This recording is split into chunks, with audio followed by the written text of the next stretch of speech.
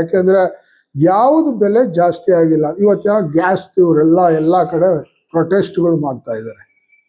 ಈ ಗ್ಯಾಸ್ದು ಬಹುಶಃ ನಮ್ಮೆಲ್ಲರಿಗೂ ಗೊತ್ತು, ಇದೇನು ಮೋದಿ ಮಾಡಿದ್ದಲ್ಲ, ಇನ್ನೊಬ್ರು ಮಾಡಿದ್ದಲ್ಲ. ವಾರ್ ನಡೆಯೋವಾಗ, ಇಡೀ ಪ್ರಪಂಚಕ್ಕೆ ಆಗೋವಾಗ ನಮ್ಮ ಭಾರತಕ್ಕೆ ಮಾತ್ರ ತೊಂದರೆ ಆಗೋಗುತ್ತಾ? ಯೋಚನೆ ಮಾಡೋದು. ಎಲ್ಲದು ವಾಜಪೇಯಿ ಇದ್ದಾಗ ಅಣುಸಾವ್ರ ನಾವು ಪ್ರೋಕ್ರಾನ್ ಇದು ಮಾಡಿದಾಗ ಆರ್ಥಿಕ ದಿಗ್ಬಂಧನ ತಗೊಂಬಂದ್ಬಿಟ್ರು.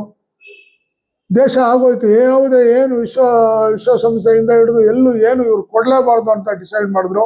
ಏನಾಯ್ತು ಭಾರತ? ಯಾವುದ್ರಲ್ಲ ಕುಂಠಿತ ಆಯ್ತಾ? ಹಂಗೆ ಮೋದಿ ಅವರು ಇವತ್ತು ನಾವೇನಾನ ಇಲ್ಲಿ ನೆಮ್ಮದಿಯಾಗಿ ಕುತ್ಕೊಂಡು 4 ಜನ ಮಾತಾಡ್ತೀವಿ, ಕಾಫಿ ಕುಡಿತೀವಿ, ಎಲ್ಲ ರೋಡ್ಗಳಲ್ಲಿ ನಿಂತು ಮಾತಾಡ್ತೀವಿ ಅಂದ್ರೆ ಅದು ಕಾರಣಕರ್ತರು ಮೋದಿಗಾನ ಇವತ್ತಿಲ್ಲಂದ್ರೆ ಪಾಕಿಸ್ತಾನದಲ್ಲಿ ಇರೋರು ಹೇಳ್ತಾರೆ, ಅಫ್ಘಾನಿಸ್ತಾನದಲ್ಲಿರೋರು ಹೇಳ್ತಾರೆ, ಇರಾನ್ನಲ್ಲಿರುವಂಥ ಮಹಿಳೆಯರು ಹೇಳ್ತಾರೆ, ಅಲ್ಲಿರೋರು ಅಷ್ಟು ಸುರಕ್ಷತೆ ಎಲ್ಲೂ ಇಲ್ಲ. ನೀವೆಲ್ಲ ಪುಣ್ಯ ಮಾಡಿದ್ರಿ, ರಾಮರನ್ನ ಅಲ್ಲಿ ರಾಮ ಭಜನೆ ಮಾಡ್ತಾರೆ ಮುಸಲ್ಮಾನರು. ಇಲ್ಲಿರೋ ಇವರು ಅದೇನಕ್ಕೆ ಈ ಥರ ರಾಜಕಾರಣ ಮಾಡ್ತಾರೋ ಅಂತ ನನಗೆ ಗೊತ್ತಿಲ್ಲ. ಅದೇನೋ ಭಗವಂತರು ನಮ್ಗಂತೂ ನಾನು ಅನ್ಕೊಂಡಿದ್ದೀನಿ, ಸ್ವಾಮಿ ವಿವೇಕಾನಂದರ ಪುನರ್ಜನ್ಮ ಏನಾನ ಇದ್ರೆ ಅದು ಮೋದಿಯವ್ರ ಮುಖಾಂತರ ಬಂದೈತೆ ಅಂತ ನಾನು ಅನ್ಕೊಂಡಿದ್ದೀನಿ. ಯಾರ ಮನ್ಸಾಗ ಏನಾಯ್ತೋ ಗೊತ್ತಿಲ್ಲ. ಆ ಪುಣ್ಯಾತ್ಮನು ಇವತ್ತು ನಮ್ಮ ದೇಶ ನಡೆಸ್ಕೊಂಡು ಹೋಗ್ತಾ ಇದ್ದಾನೆ. ಎಲ್ಲ ಕಡೆ ತುಂಬ ನೆಮ್ಮದಿಯಾಗಿ ನಾವು ಬಾಳ ಅಂತ ವ್ಯವಸ್ಥೆಯನ್ನು ಮಾಡಿಕೊಟ್ಟಿದ್ದಾನೆ.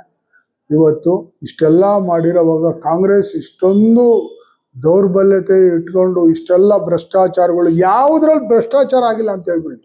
ಆರೋಗ್ಯ ಇಲಾಖೆಯಲ್ಲಾಗಿಲ್ಲ, ಕಂದಾಯ ಇಲಾಖೆಯಲ್ಲಾಗಿಲ್ಲ, ಹೇಳಿ ಯಾವ್ದ್ಯಾವುದು. ಆ ಬೋವಿ ಇಲಾಖೆಯಲ್ಲಿ ಆ ಬೋವಿ ಜನಾಂಗ ದುಡ್ಡು ಏನಪ್ಪ, ಬಡವ್ರ ದುಡ್ಡನ್ನು ತಗೊಂಡೋಗಿ ಎಲ್ಲೆಲ್ಗೋ ಮಿಸ್ಯೂಸ್ ಮಾಡಿ ಏನೇನಾಯ್ತು. ಒಬ್ಬ ಸತ್ತೇ ಹೋದ. ಯಾವುದ್ರಲ್ಲಾಗಿಲ್ಲ. ಮಕ್ಕಳ ಕಲ್ಯಾಣ ಇಲಾಖೆಯಲ್ಲಿ 6,000 ಕೋಟಿ ಮುಂಗಾಕಿರೋದು, ಯಾವುದ್ಯಾವ್ದ್ರ ಮಾಡಿಲ್ಲ. ಎಲ್ಲದರಲ್ಲೂ ಹಗರಣ. ಇಷ್ಟೆಲ್ಲ ಇದ್ರು ನಾವು ನಡೆದಂತೆ ನುಡಿತಾ ಇದ್ದೀವಿ. ನಡೆದಂತೆ ಅವ್ರು ಅನ್ಕೊಂಡ್ಬೇಕು, ಅವ್ರು ಹಂಗೆ ಹೇಳ್ಬೇಕು. ಅವ್ರು ಹಂಗೆ ಹೇಳಿದ್ರೆ ತಾನೇ ಇಲ್ಲ ಜನ ರೋಡಲ್ಲಿ ಹೊಡಿತಾರ ಅವ್ರನ್ನ. ಆ ಸ್ಥಿತಿಗೆ ಬಂದ್ಬಿಟ್ಟಿದೆ. ಈಗಾಗಲೇ ಗೊತ್ತಾಗಿದೆ ಎಲ್ಲರಿಗೂ. ಯಾರ ಬಾಯಿನ ನೋಡು ಈ ದರಿದ್ರ ಸರ್ಕಾರ ಯಾವತ್ತಪ್ಪ ಹೋಗ್ತದೆ ಅನ್ನೋ ಮಟ್ಟಕ್ಕೆ ಮಾತಾಡ್ತಾ ಇದ್ದಾರೆ. ಇಂಥ ಒಂದು ಸಿಚುವೇಶನ್ನಲ್ಲಿ ನಮಗೆ ಇವತ್ತು ವರದಾನ. ಇವತ್ತೇನು GBA ಆದರೆ ನಾನು 14 ಗೆಲ್ತೀನಿ ಅಂತ ನಾನು ಹೇಳಲ್ಲ. ಯಾಕೆಂದರೆ ಅವ್ರು ಮಾಡಿರೋ ವಾರ್ಡ್ಗಳಲ್ಲಿ ಕೆಲವು ತಣಿಸಂದ್ರ ಮುಸಲ್ಮಾನರನ್ನೆಲ್ಲ ಒಗ್ಗಟ್ಟು ಒಂದು ಕಡೆ ಸೇರಿಸವ್ರೆ. ಸಂಪಿಗೆಹಳ್ಳಿ ಮುಸಲ್ಮಾನರನ್ನೆಲ್ಲ ಒಂದು ಕಡೆ ಸೇರಿಸವ್ರೆ. ಈ ಥರ ಒಂದು 4 ವಾರ್ಡ್ ಬಿಟ್ಟರೆ ಅವರು ಇನ್ನೆಲ್ಲೂ ಗೆಲ್ಲಕ್ಕಾಗಲ್ಲ. ಇನ್ನೆಲ್ಲೂ ಅವ್ರು ಗೆಲ್ಲೋದೂ ಇಲ್ಲ. 100%. ನಾನು 14 ಅಂತ ನಾನು ಹೇಳಲ್ಲ. ನಾನು ನನ್ನದೇ ಬೇರೆ ಥರ ರಾಜಕಾರಣ.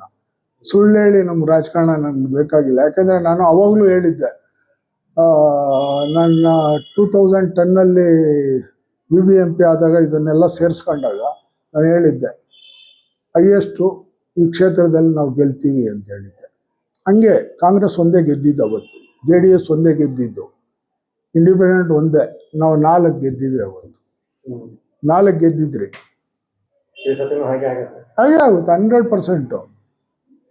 4 ಸೀಟ್ ಬಿಟ್ಟರೆ ಅವರು ಇನ್ನು 10 ಸೀಟ್ ಗೆಲ್ಲಲ್ಲ. ಬರ್ದಿಟ್ಕೊಂಬಿಡಿ.